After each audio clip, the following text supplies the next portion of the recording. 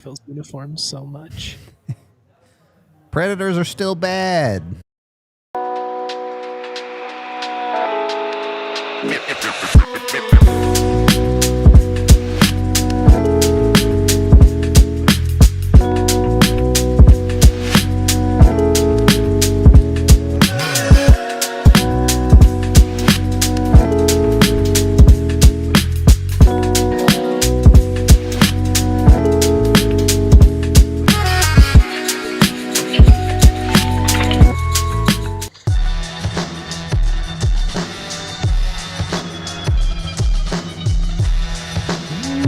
Welcome into the DNVR Avalanche pregame show live from the Toyota Lounge, powered by your Front Range Toyota dealerships. Avs are taking on the Predators for the second time in about a week. We got J. Mike and Rudo coming to you to talk about it. Look, there's some revenge on the table for the Avs here. Obviously, they lost to the Preds in their last game. But also, the Avs should just be expected to win against a team like the Preds. And I know we sit here and say, oh, the Avs are expected to win every night. Preds are still the last team in the Central. This is one that the Avs should be able to step up and take care of business on, especially with a little extra juice for the revenge. Yeah, I mean, you lost a dumb one. It's not like there's bad blood necessarily, but I'm sure there's still a little bit in the back of the mind of the guys, hey, we shouldn't have lost to this team. We're on home ice. Let's take care of business, keep it rolling, put another win in the column. Yep. Nothing but focus on that side of it, hopefully, for the Avs. Obviously, the Quinn Hughes trade we talked about the other night. Go check out our emergency pod if you want to get AJ's thoughts on that. Look, NHL players are humans too. They were all sitting around last night going, whoa, this crazy trade just happened. They're all looking at that. The Avs play Minnesota with Hughes next week. So it's something that's going to be on their minds a little bit. The Avs are going to need to find a way to shut that out and focus on tonight, though. Yeah, I mean, it's the biggest story in hockey right now, and it's human nature. It happens to be very relevant to you and your goals this season, and this freaking division, man. Dude, Central sucks. I hate it here. It's just absurd that one of these teams is guaranteed to be bounced in the first round, but we've made the same rants 800 times. I don't need to go down that rabbit hole again, but just make it 1 through 8. It's really simple. So easy. So you could be talking about all these great teams meeting in the second round and later, but now you're not. And that's why the Avs need to go out and win tonight and get first in the division so they can play whichever bum team from the Pacific in the wild card instead of Minnesota or Dallas in round 1. You do that by beating teams like the Predators. The Avs, it's interesting. Obviously, you want the Avs to go out and win every night. They've done a great job of beating good teams, beating bad teams. They only have 2 regulation losses this year. But especially when you sit where the Avs do. You're 4 points ahead of Dallas. You have a game in hand. Really, if you win all the games you're supposed to through the rest of this season, you should end up in first, right? Yeah, I mean, you've done a good job at this point of giving yourself a little bit of leg room here. Now, the thing is, it can close on you tight, so you got to maintain. But I mean, ideally, you have put yourself in a position, you're in the driver's seat now. Just don't crash the car, and you should be good. Are hockey players good drivers? I genuinely have no idea. I've heard some stories about Forsberg back in the day and some of his sports cars, how he would just basically trash them and drop them off at the mechanic every couple weeks to go on a road trip. Hey, I'll pick it up, on Monday. Must be nice, Forsberg. I wish I could do that with I've never owned a sports car in my life, let's be honest. But it's gotta be nice to own one and not even care about it. It's not a thing. It's like my little beater car, Yeah, if my car starts and gets me to where I'm trying to go, it was a good day. Mine didn't do that today, so yeah. Tough day for J. Mike. That's where we're at, yeah. And you don't want the Avs to turn this into a tough day. I know we talked about, yes, the Avs are supposed to beat this team and all of that. Nashville's 6-4 in their last 10. This is not, I know they're at the bottom of the West. 2/8, too. Yeah, right. Yes, they are one of the weakest teams in the West, but let's not pretend like they're a free roll. This is not San Jose of a year or two ago where that team was actively trying to lose every game. this Nashville team is going to play reasonable hockey. They aren't very good, but you're not going to be able to screw around for 2.5 periods and beat this team. Yeah, I mean, the depth isn't there. You're significantly deeper than this squad, but O'Reilly and Forsberg, they've got some guys that can put the puck in the net, especially if you give them a little bit of life. So like it just feels like the classic. Let's establish a lead here. Let's not play with our food too much, and let's not give this team who hasn't been great on the season but has been playing well of late, a little bit of confidence. Yeah, and you can have a little bit of a learning experience here too if you're Colorado, right? Like we've watched over the last handful of games, maybe the biggest thing they've struggled with is giving away those fast break opportunities to opponents. Brent Burns getting caught on breakaways, the Avs giving up a 2-on-1 off of a bad pinch. Things like that have been the pretty consistent reason that pucks have ended up in the back of the Avs net across this, let's call it since the start of December, which is fine. Mistakes happen, but when you're going up against a team you just played, you just made some of those mistakes against, is there a little bit of extra juice for the Avs to clean up those things specifically? You would hope so. Like, let's not beat ourselves twice the same way in a week, right? I mean, that game last weekend was just dumb altogether. It was a weird, sluggish game both ways. But yeah, I mean, yeah, you have a sample size that you can draw from that's recent. So I think ideally, let's not go out and do the same dumb stuff we did that allowed us to lose a game against a team who, on paper, we should never lose to. It does look like Justus Annunen is getting the start for Nashville, so it's either ex-player curse and the Avs are getting shut out, or Justus Annunen's going to get run out of this game. That's my prediction. One of those two things. I don't hope think for the latter. Yeah, I am hoping for the latter. I don't think we'll see a normal one. On the Avs side of things, Scott Wedgwood back in net. It looks like it was nothing serious from when Philip Forsberg ran into him in that shootout. Yeah, maybe there's a little bit of revenge there for Wedgie. He did not play his best game against Nashville last time, so and also technically an ex-goalie. The battle of the ex-goalies here, I guess. I didn't know he was in Nashville at one point. Not for very long. I'd have to look to know the exact amount of time, but anyway. Just drifting through town like an old country singer back in the day. Yeah, he's been around. He's definitely a journeyman goalie at this point. But yeah, it's Colorado is the type of team where you expect everyone to get up, like we've talked about. But for a team like Nashville, I do wonder how much they can continue to exploit Colorado's weaknesses, as opposed to how much are they just trying to survive games against Colorado. I probably lean the survival route more than anything, especially on the road. It's one thing on their home ice, but I mean, the Avs, I guess, is it really like you're capitalizing on the Avs' mistakes, but that's a tough thing to be able to replicate necessarily, right? Because it's you need the Avs to make those mistakes in the first place. But I feel like this isn't a matchup. You're not coming on a back-to-back or anything like that. You would like to see the Avs have their A game in this one. Yeah. I do think it's an interesting conversation, and the bar is like so ridiculously high for the Avs A game, right? But it does feel like we haven't seen a ton of the A game tonight. The Avs are just, they're so good they win with their B game all the time. That's where it's like, even from our standpoint of trying to analyze this team and like break it down, it's hard to be pounding the table and too upset when it's like, yeah, it was probably a C- performance, and you look up and they won by 4. Right, and you're like, well, I guess maybe it was better than that, or maybe the Avs are just that good.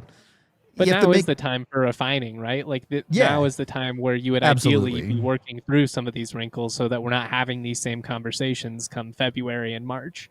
And it's absolutely those little details that you want to see ironed out with the Avs. The overall big picture, outside of the power play, I don't know how you have any problems with the Colorado Avalanche, to be honest.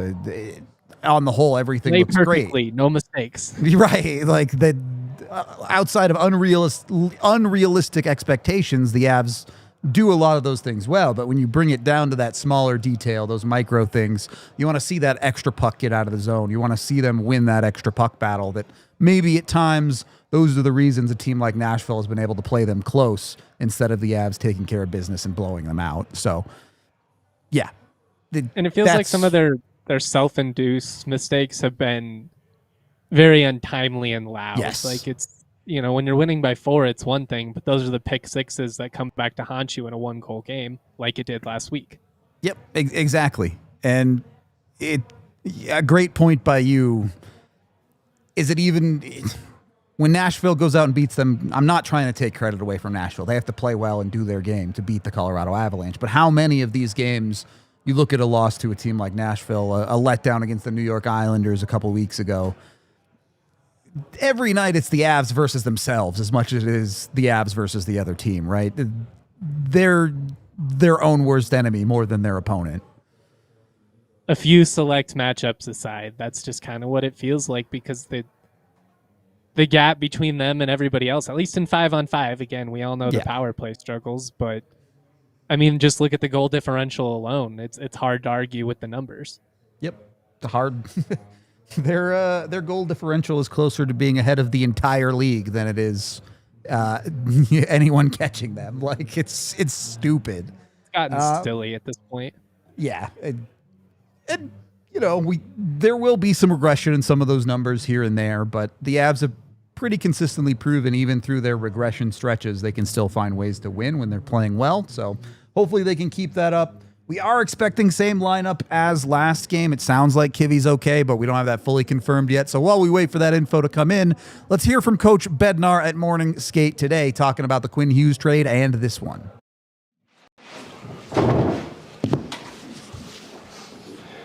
Sure, it's a good question, Jesse? No. All right, go ahead. Let's try and break a record. At least one good question today. Big movement in the division last night. Kind of a blockbuster trade. Just your thoughts. Another heavy hitting defenseman in the division. Yeah, I think could be a really good deal for both teams. Obviously, with Hughes going to Mini, they're better. They're immediately better, right? And they're already one of the top teams in the league and a really good team in our division right now. So something we're going to probably have to deal with at some point. And then I think for Vancouver, under the circumstances, they're getting some really good young pieces and could be a really good trade for their future as well. Anything else? Coach. He is, yeah. Who's going to be coming out for him? Nobody.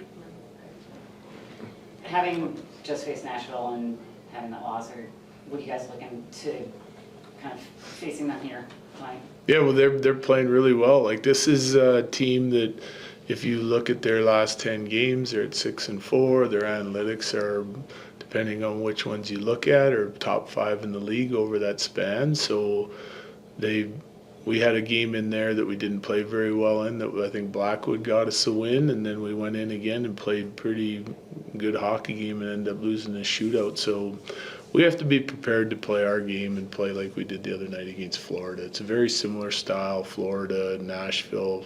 We've seen 2 games now, right, from Nashville, then Florida, and we're seeing them again tonight. So we should be prepared to do some things a little bit better than we have in the past. Jesse? I know you've talked about Sam Malinsky even recently, but we were just chatting with him, and he was just saying how he feels so comfortable right now because he's able to just focus on the things he needs to focus on. He feels more comfortable with the schedule. Are you seeing that maturity in his game off the ice, working on recovery, taking options when needed, things like that? Yeah, I think he's always been kind of dedicated to the off ice stuff. Older, sort of rookie in the league when he came in. Keeps himself in really good condition. I've never questioned that from him, but I think it's just the familiarity and I guess you could say maturity and just understanding what he can and cannot do in the league, what hurts you and what helps you, and whether that's on the ice or off the ice. I think it takes some players some time, and once you kind of go through the cycle once and you get used to the schedule, I think that the demands of the schedule is a big thing that young players have to deal with, and working on trying to be consistent within the schedule that's laid out for you is difficult at times because it's so demanding. But he's definitely improved in that area. So now we're seeing, him at 85% of his game or higher more often. And that's leading to more success. So I think he's done a really nice job there. Coach, getting to watch that game the other night, you guys attacked from the get-go. Yeah. I'm curious as to the sustainability of an ongoing attack throughout the period, so on and so forth. What are the keys to that, for your guys to keep pressing on the opposition and Well, yeah, I think there's a lot of different avenues that could go with that, but for me, it's being predictable to yourself, right? So like we have a certain style we want to play, we have certain tasks that everyone has to do, whether it's on our breakout, regroups, ozone play. A lot of it has to do with playing north, playing fast, and then also the support needed to sort of sustain your game without any gaps in it. And it's what we talk about a lot. And then when you do that, if you're going to do that, if you're going to continue to be able to sustain an attack like that, you need everybody going. You can't have one line go and do it and then the next line not. And then so everyone kind of has to be on top of their game and in tune with one another. And when we do that, we're pretty hard to beat. And that's a really good team in Florida. They've been playing some good hockey here recently. And I love the chances that we created. I love the way we got to the net. There was a certain shot mentality. We defended hard to get the puck back quickly and then turned it on offense. So that was an impressive game for me because I was going to be a little bit worried about our energy coming off a long road trip like that, and it seemed like we had lots. So hopefully we can kind of play the same way here again tonight. Coach talked about that energy optional skate this morning, and pretty much everybody was out there except for Nate. Yeah. Is that a good? Yeah, it's a good sign. It's a good sign because a lot of guys we changed it from practice yesterday to off. We came off a road trip a few weeks back and had to play right away again, just like we did this time. And then we took the next day off and we responded really well in this second game at home. So we're kind of paying real close attention to that recovery and what works and what doesn't, and then trying to repeat the things that do more often. That's why we did that again yesterday, and a lot of guys you could tell were tired yesterday and got in and out of the rink pretty quickly, and some guys did some work in the gym, some guys went on the ice, but they were in and out of there, which is usually a sign that they're a little tired. And then if you have an optional today, if they're tired, most guys wouldn't skate, and there was a lot of guys out, so hopefully that's a sign of something good to come tonight. Last one, Evan. You mentioned the trade, is it too early to talk about home ice just in your division? Do you guys talk about it? Is that something you want? We talked about it before training camp started. It's not something that we're revisiting on a daily basis because we know how important it can be. Yeah, I think that's brought up. We talk about it as a group. We set our mind to something and then we move on. But I think it should be always in the back of our mind, especially this year. Thanks, Jerry. Yeah, thanks. We'll get there with one good one eventually. So, a lot of talk about not this game from Bedsy there a little bit. Not that I don't think the Avs are too concerned about being focused on this one. I do think it was interesting. He talked about Sam Malinsky. We've all seen him having the best year of his career here. It always comes down to that with coaches in the NHL, right? How often can you get the most out of your game? How often can you show that consistency? It's hard to deny that Malinsky has stepped up in that way. Yeah, I think that's been one of the most fun storylines of this season, right? Is you knew that the stars were going to shine one way or another. MacKinnon's going to be MacKinnon. Makar's going to be Makar. I think we've seen some of the other secondary stars really step up and play well. On top of that, the Nelsons and Nichushkins and all those guys. But I think the most fun angle and what probably makes this team the most overwhelming is that depth element. And it's the guys like Sam Malinsky who are kind of playing above their head. I don't know if this is necessarily representative of who he's going to be all season, his entire career, or something like that. But to show that he can be this guy, and not just over, a couple of games, it's not a flash in the pan at this point. He's putting together a really incredible season, and it's been cool to see the guys like Malinsky and Brindley. I think they've been the most enjoyable for me to kind of watch closely night to night. Yeah, there's a lot of fun storylines with the Avs, to be honest, if you want to go a different bunch of angles. But we can take a look at the team's stat cards here. I don't think we need to dive too close into this one, just to show you it's a tale of two different teams here. The Avs continue to be at the top of the league in everything but the power play, and if not top, they're top 10, certainly. Very, very good. On the other side, Nashville, kind of a lot of bad. They're actually decent at producing goals, though. Their actual goals for maybe not quite living up to their expected numbers because of finishing ability, but where they really struggle is in net. This is a team you have to be able to score on at 5-on-5, and the Avs should be the best team in the league at that. So the expectation is the Avs have the ability to light this team up. I don't know, J. Mike, we were talking before the game. I feel pretty good about this one. You feel like the Avs might get goalied, or it could be a trap game, though. I can't explain it. It's not something I can quantify, or it's not like a matchup element or anything like that. I have a weird feeling on the back of my spine that we're in for an odd game one way or the other. I don't necessarily know what that means. Maybe it's get a goal lead. Maybe it's a shootout, unexpected, something like that. I don't know. I've got a weird feeling. Maybe it's just been I've had a weird day. It's been a weird day since I got up. Please no shootout. Let's not do a shootout in this one. Anything but that. That's all I really want out of this game. Look, the Avs are the best team in the league regardless of where they play. But at home, they are nigh unbeatable. Like juggernaut status, blowing teams out on the regular.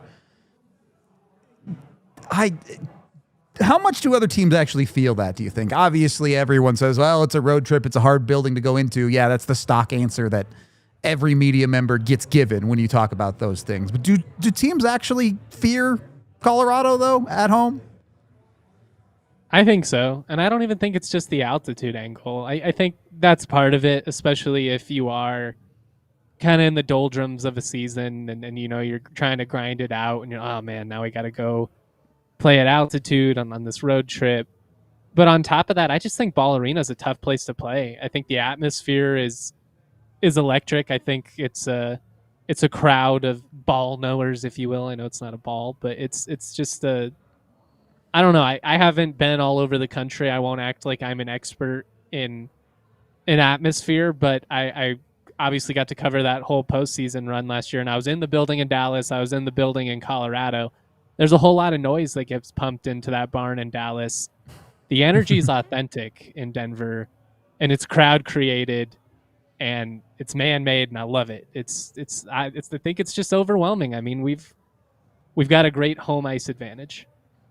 It's nice. Ball Arena, or what used to be Pepsi Center, has always been a great building for sound. You never get a quiet. Well, that's not true. Sometimes the Avs get blown out. If the Avs are competitive, it's never a quiet game.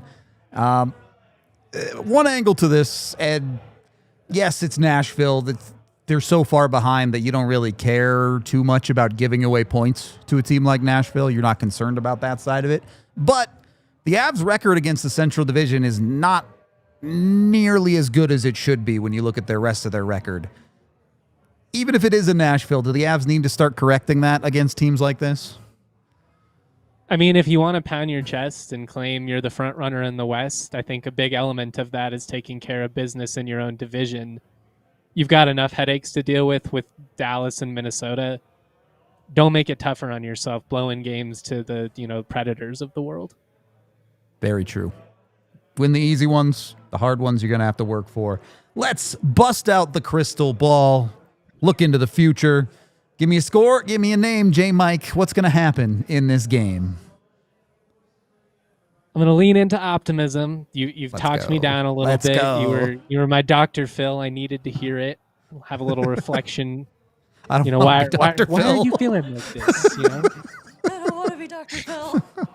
Why can't you enjoy the moment? I don't know. There's probably a better example of more wholesome individual. But Anyways, I'm going 6-2 Avs. I'm gonna say they take care of business, but I feel like it's maybe wonky for like a period and a half, and then they kind of blow the roof off. Sounds like the Avs. A little bit of wonkiness for sure. I like the 6-2. My thought was the Brazil 7-1.